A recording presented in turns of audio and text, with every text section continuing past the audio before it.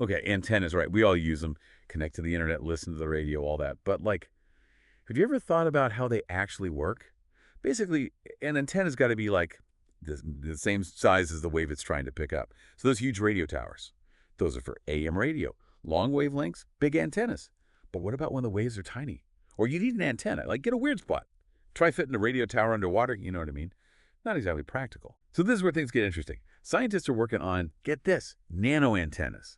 We're talking antennas shrunk down thousands of times smaller than a human hair. Wild, right? And you're probably thinking, hold on, how can something that small even work? Huh, it's some seriously cool science, actually. It all comes down to these levitating nanoparticles. Imagine tiny particles just floating in the air, held up by lasers.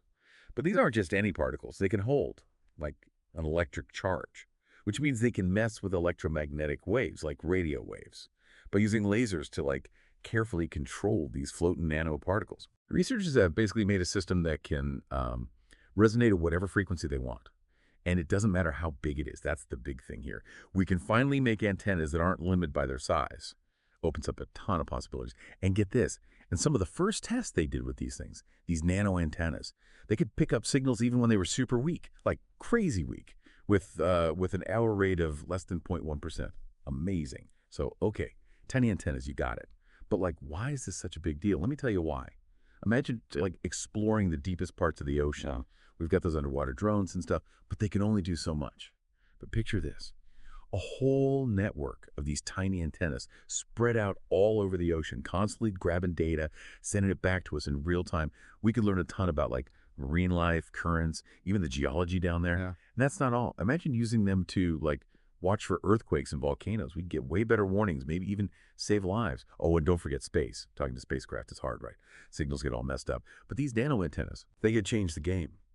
Imagine getting crystal clear images from, like, a probe around Saturn, all thanks to a tiny antenna made of these floating nanoparticles. Pretty cool, huh?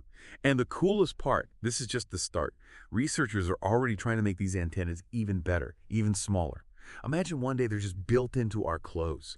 We could be talking to devices all around us without even thinking about it. It's not even just about how much data we could get. It's like the detail, you know?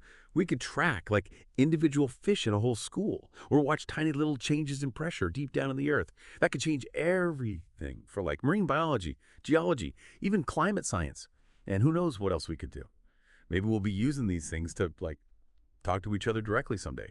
No more cell towers or satellites, just nano antennas doing their thing. Sounds crazy, right? But hey, technology moves fast. It might not be that far off. These little floating nanoparticles, they could change how we communicate, how we see the world. It just goes to show sometimes the biggest discoveries come in the smallest packages. It's a pretty exciting time for nanotech. Who knows what's next, right?